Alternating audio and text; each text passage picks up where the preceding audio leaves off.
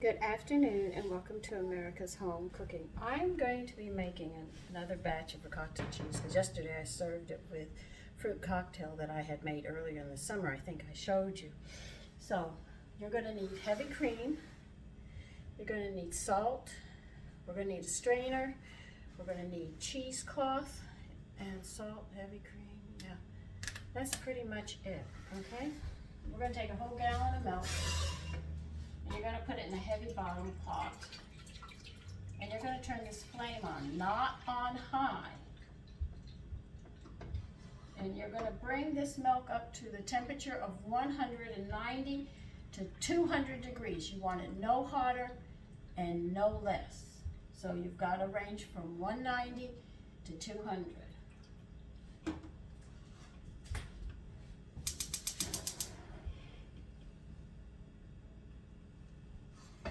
Careful that you don't burn it, because you don't want to burn it, because you'll have a burnt taste throughout your cheese. I want to make stuffed shells tomorrow. I finally got everything that I need. If I don't have everything, I'm going to scream. Anyway, so that's what we're going to do here. So while that's getting hot, I've got some dishes to do, and I will be doing them, and I will be back with you. And you're going to need a thermometer for this. Okay, so I'll be back in a bit. Excuse me, I made a mistake. The temperature of ricotta cheese is 195 to 200. Okay. You're also going to need 1/4 of a cup of white vinegar. When you make cheese, you need white vinegar.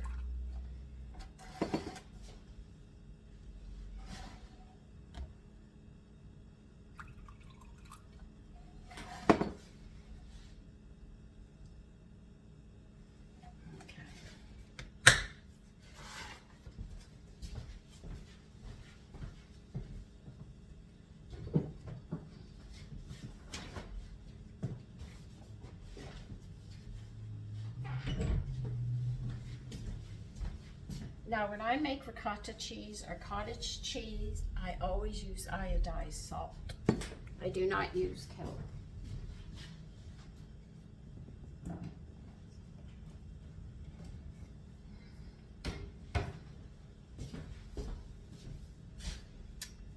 Okay, try this way. Oh, that is too wet up there. That's not going to work. You're going to need a bowl, a large bowl, and a strainer. My husband had bought me one with a stand. So I'm going to use this bowl.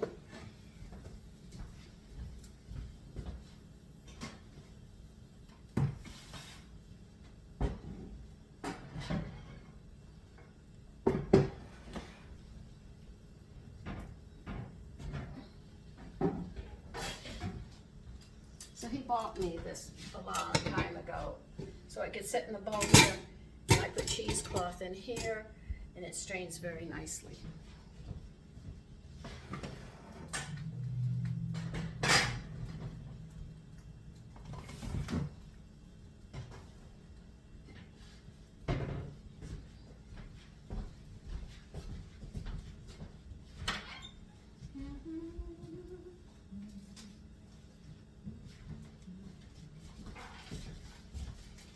When you do canning and certain things, when you make cheese, cheesecloth becomes a must in the house. I think I'm going to need 2 layers here, so I just bought another one today. I go through it. I hate it when I can't find it at the store, because it sort of stops me from doing things I want to do.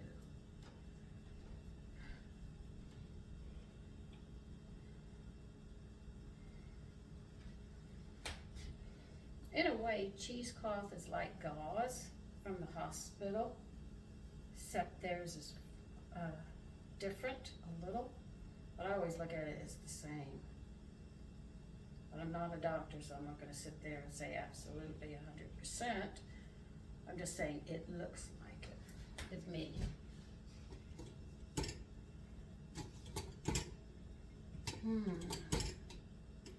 Look, if you go down there, I don't want you to come over the edge. That's the one thing I'm worried about. Okay. That should do it. Fingers crossed.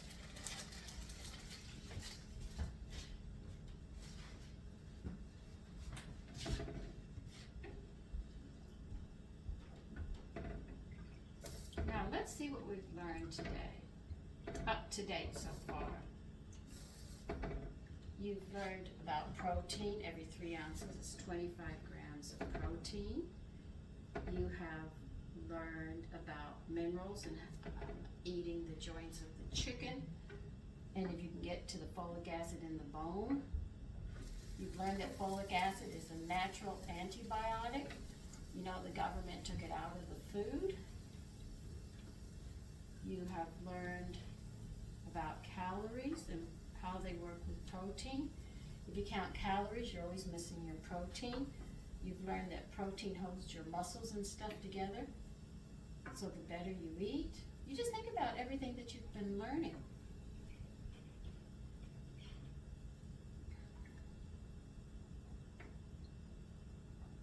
I was doing some investigation on B1. Let me get you the paper, read that one.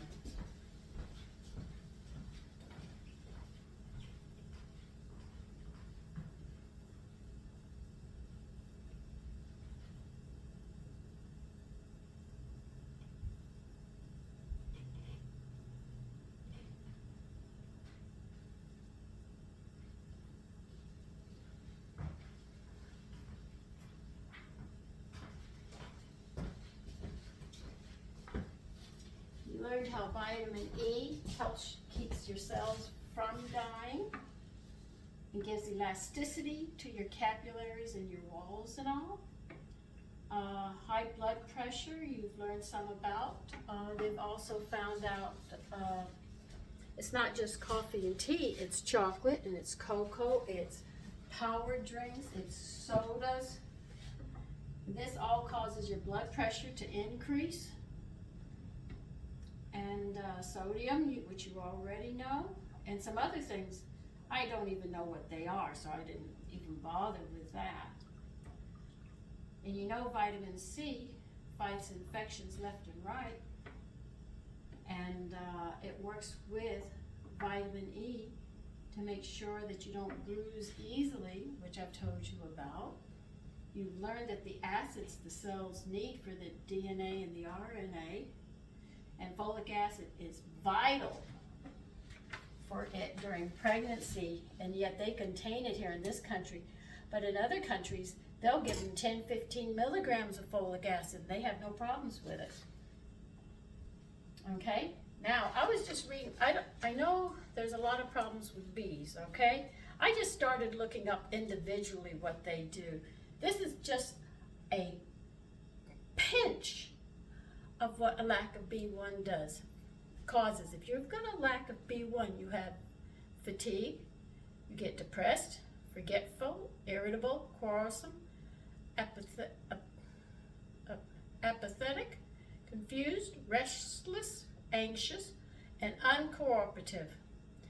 The people that are lacking in B1, they neglect their work and their appearances, and are very intolerant of details and noise. They suffer from insomnia, nervousness, paranoid tendencies, and hypochondriasis. That's just a little of a lack of B1 does.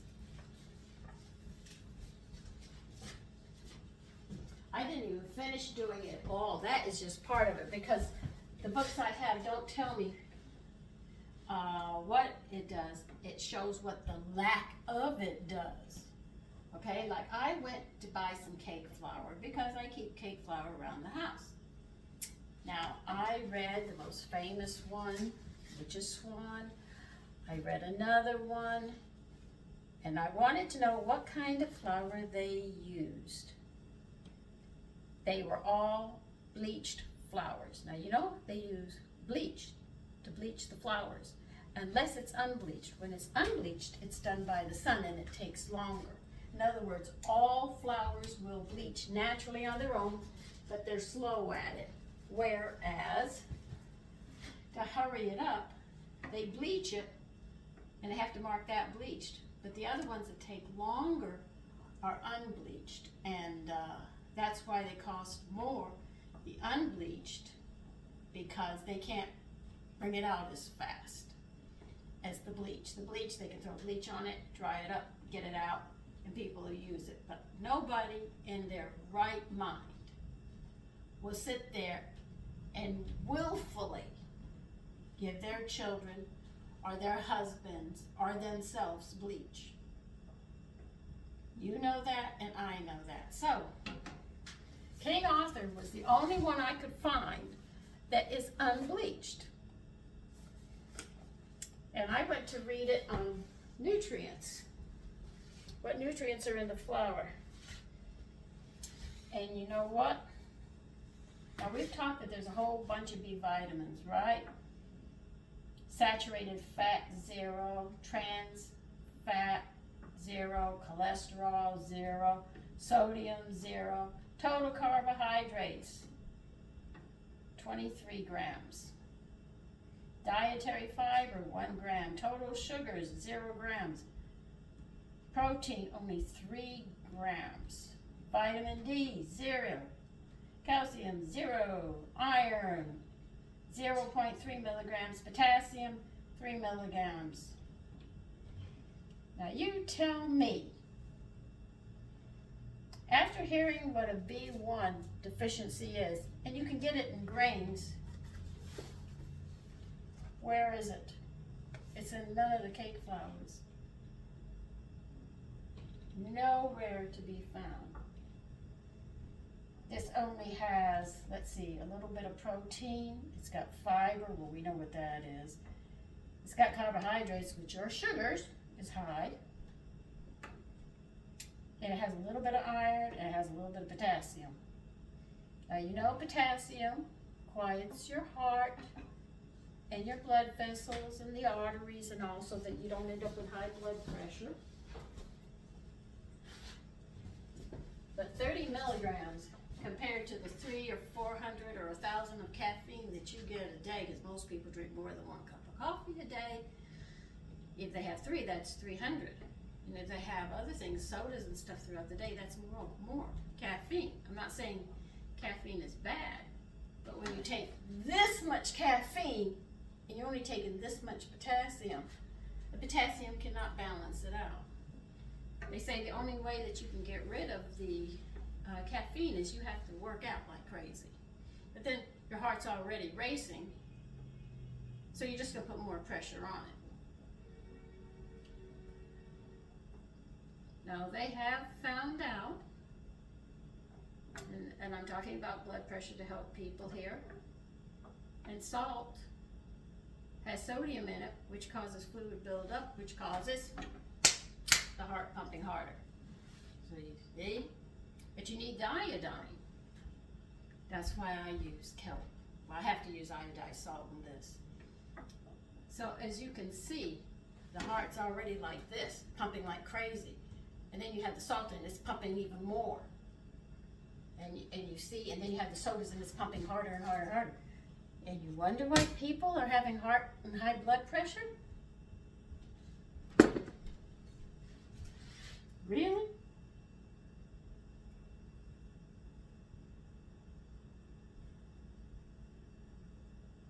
Oh, we're up to 153. We're getting there.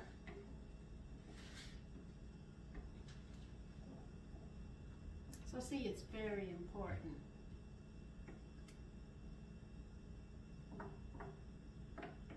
Now, we've talked about coffee and tea, and I have told you about it. And you know about the digestion, the foods that will cause problems with your digestive aid.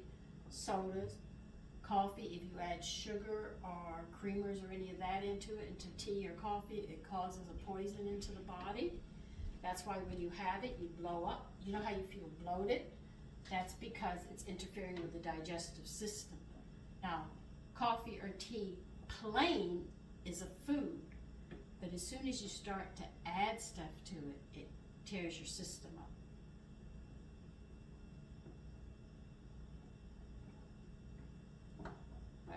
I'm sure there's more on the B1, but that's pretty general. And if you have those symptoms, you know you're missing that. But you ought to see what the other ones do. And I just tapped in a little bit on one. I said, look, I can't do all of this because they all overlap. Like if you have high blood pressure, you come off all of those things. If your pressure's still up and you have high cholesterol, you know you have to take a B100 with a lot of lecithin every day until you get it down. Because if your arteries are clogged and you take everything to lower your blood pressure and it's still up, that means your arteries are a mess. And if you look at it, if you're not producing lecithin, that goes back to your liver, because your liver produces lecithin. So as you can see, if you watch animals, they'll sit there and eat, they'll fight for the liver because they know how good it is. And it's the only organ we have that can repair itself. In other words, if it's damaged or something, if you give it the nutrients it needs, it will sit there and repair and get itself functioning, because it's very important. It's the one that sends out all the signals for the stress, for all the signals for the digestions, for the enzymes and everything else. And the B vitamins, each B vitamin that you get in the food has a lot of enzymes and stuff connected to each vitamin. And researchers don't even know what they do, but they know that the body utilizes it and it helps it, but they don't know what it does. So we don't know much about the body, but we do have some things that we do know. If you have a high calcium, magnesium, and minerals, your bones grow back easy. You don't have arthritis. You sit there and your teeth can grow back. It's just amazing what the human body can do. It can keep on repairing and repairing and repairing, but once the cells are dead, they're dead. Only God can give life back to them. No amount of vitamins or anything can do that. And you know how healthy you are as you age. If you start looking old and start falling apart at 30, you knew you didn't have a good foundation. So if you look good for your age and you keep going, then you know you had a good foundation growing up.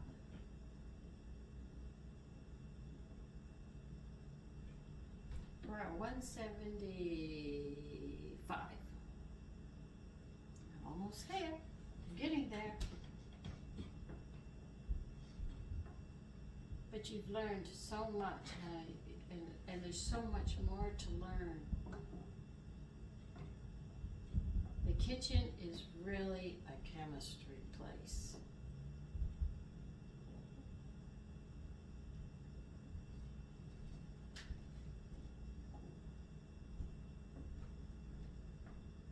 At one time, everything came out of the kitchen, be it soaps, detergents, food, everything. Medicine, this was the kitchen with all the natural things out there that we have.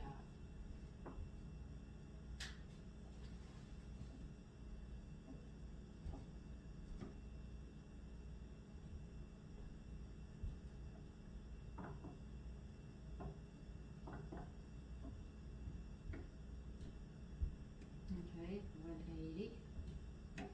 This one's getting hot over here.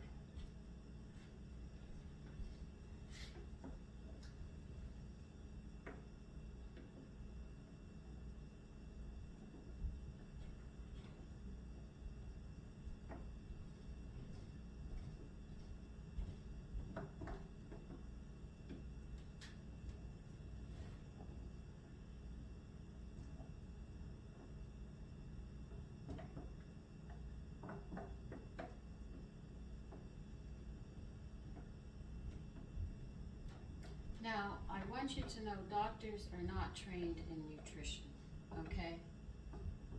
If you go to a dietitian, it's because a doctor will tell her to lay a diet out, and she'll tell you what you can and cannot eat, and that's all she does. If you really want to know how your health is, you would have to go to a nutritionist. And what they'll request from you is saliva from your mouth. They'll take clippings from your hair, and they probably want stool and bladder. And they will do a thorough exam of all that, and they'll have you come back to the office, and they'll tell you what you're missing in your diet and what you're not missing in your diet.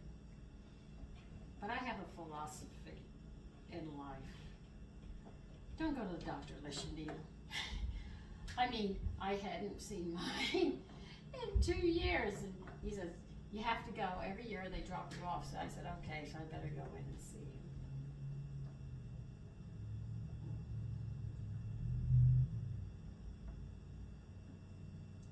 Okay, this is getting close to froth. Foaming.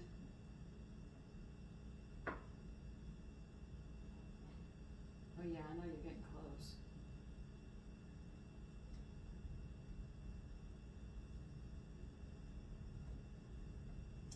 I'm about 8 degrees off.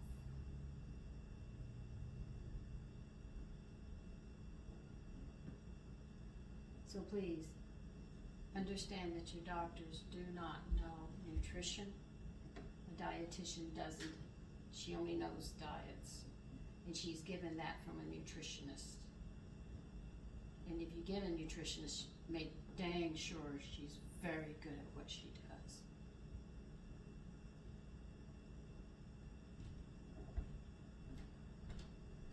And if you want to know where we get the knowledge of nutrition, it actually comes from doctors who got tired of seeing their patients die, actually, and go downhill. So they wanted to help them. So they started studying what causes this, and if you take this nutrient out, what happens to the body and stuff. And this is how they found out that certain things were a problem. 91, okay. That's how they found out, and it's actually doctors who became researchers because they cared. They didn't like what they were seeing, and they couldn't understand why their patients were getting better. But you can't blame your doctor because he's not taught.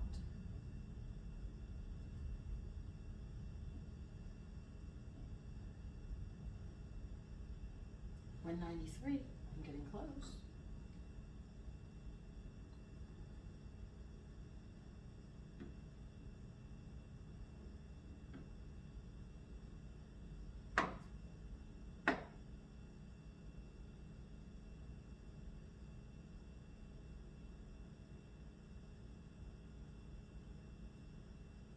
Come on, but this is gonna go a little soon.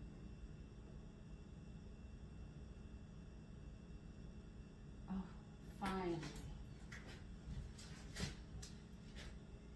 Right, what you're gonna do now is turn the heat off. Take that 1/4 of the vinegar, you're gonna pour it in here, and you're gonna stir it around for a good minute.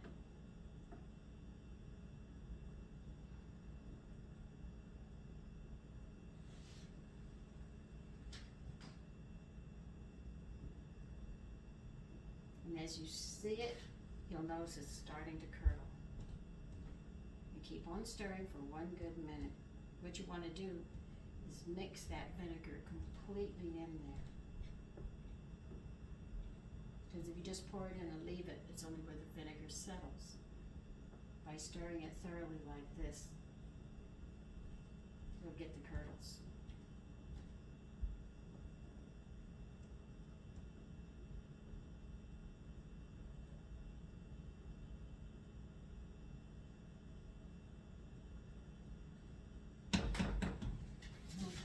Now what you're going to do is leave it alone. Put the lid out. Where did I put my lid? I don't think I got one out.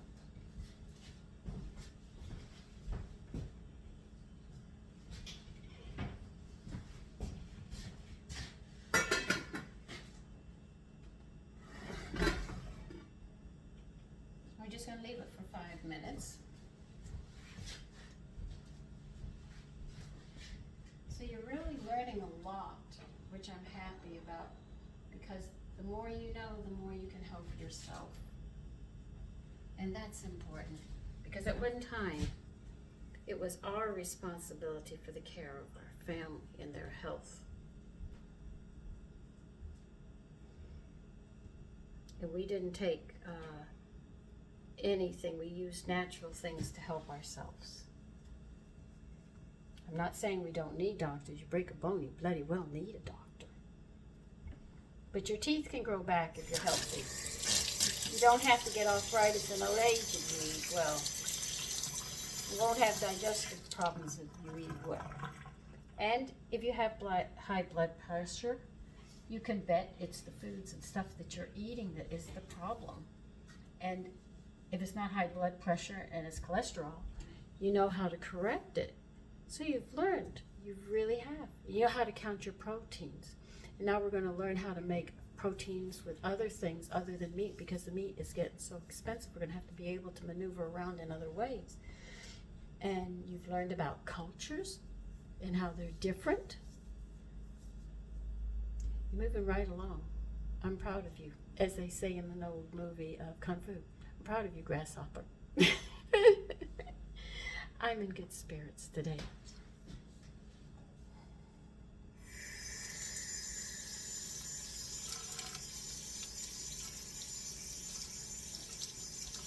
Now, I want to make pumpernickel bread. And I've got a beautiful recipe that I want to share with you on that. And we'll talk about the grain pumpernickel and the other grain, so you'll understand the difference between the two. I'm hoping to get that done this weekend sometimes. I don't know, but I've got my fingers crossed on it. Anyway, after 5 minutes, wait a minute, after 5 minutes, yeah, after 5 minutes, I'll be back. Okay, now we're going to strain this.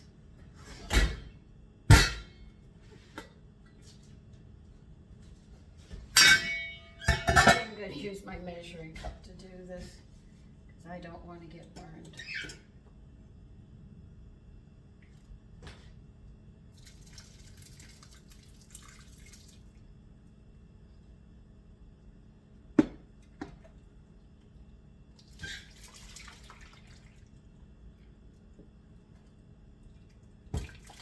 Now they want you to drain this for 30 minutes. So it's going to be sitting here 30 minutes before we do anything with this. And we'll have whey, which I'll be canning it tomorrow, but I already showed you how to can whey and talk about it.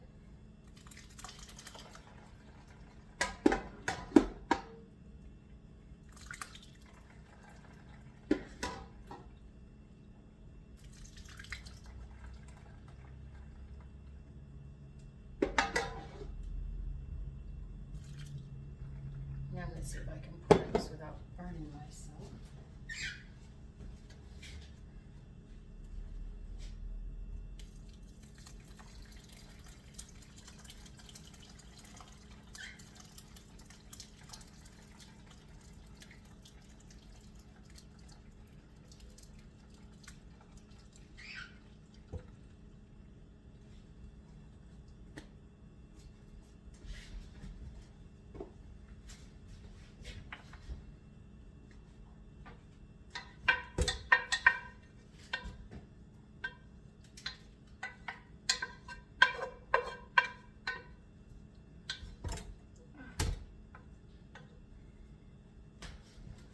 Now that's going to have to drain, they want for 30 minutes. And then I'll be back in 30 minutes. Okay, it's been 30 minutes.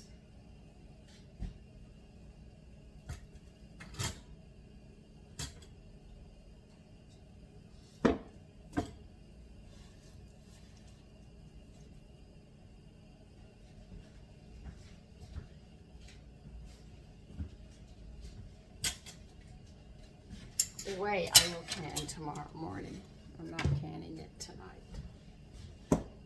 Because when I get done with the cranberries, it's gonna be too late.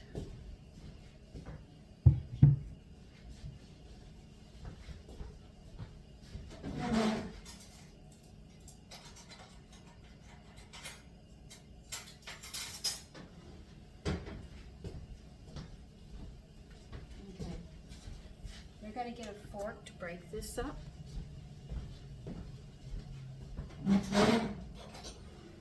That's why it's always handy to have a fork from an old set so you can work with it.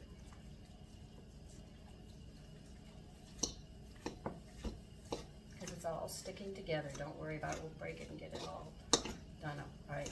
Right now it doesn't look like ricotta cheese, but it will.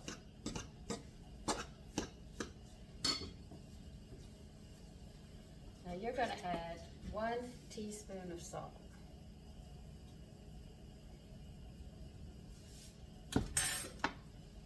Mix it up.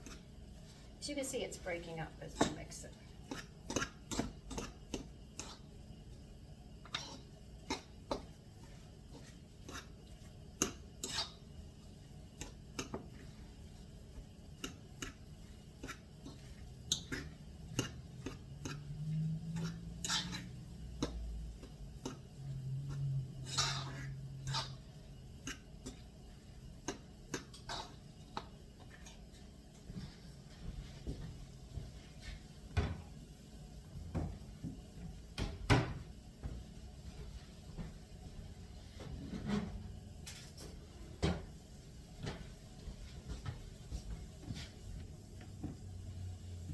Now you're going to need your heavy cream.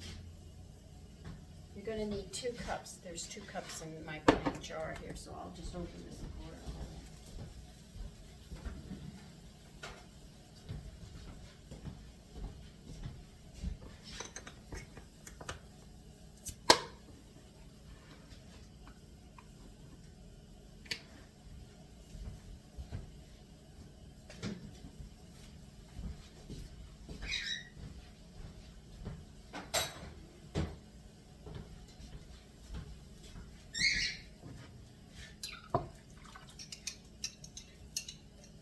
Take all this cream and pour it in, every bit of 2 cups.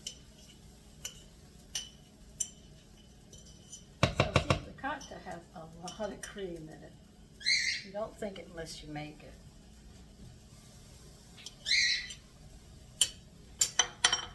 And you're going to stir and mix this up. Now you're saying, but it's watery. Yes, it is. Right now it looks watery. But as it sits in the refrigerator overnight, it'll get thick. Just make sure you break up those clumps. And that's what I'm doing right now. The big clumps I'm breaking up.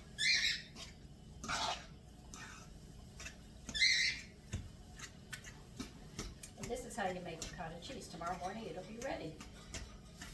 Matter of fact, the last batch I had, I actually served it with a fruit cocktail with the cod, and my sons loved it. It's nice to have fruit cocktails that have been sitting all summer, and then you start opening them in the autumn near the holidays and through the winter. And you say, but this is a summer dish. Yeah, but sometimes winter gets so heavy with food, you make something light.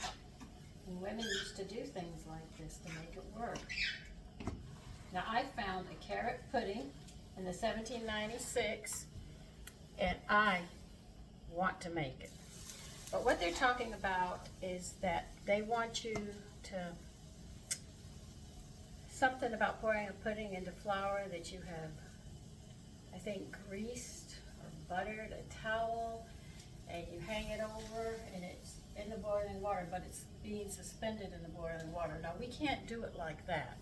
We don't have that. So the only thing I can think about is that I know pudding is done in a double boiler, and I'm just wondering how I could do it, because I don't think anybody's heard of carrot pudding, but it sounds interesting.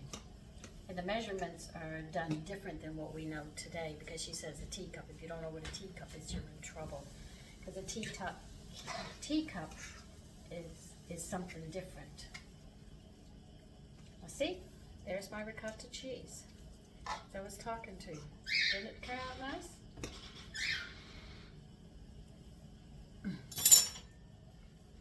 I'm a glutton for cheese. Now, I'm going to put foil on this and stick it in the refrigerator till tomorrow morning, and it'll be completely ready.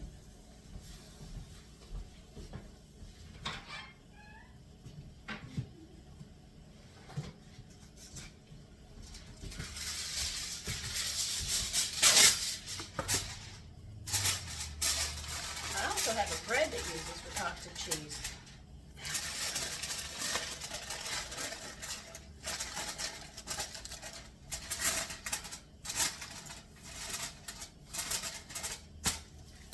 Well, actually, you know, when Julia Child used to say bon appetit, good appetite, she wasn't kidding. She really wasn't. Listen, take care.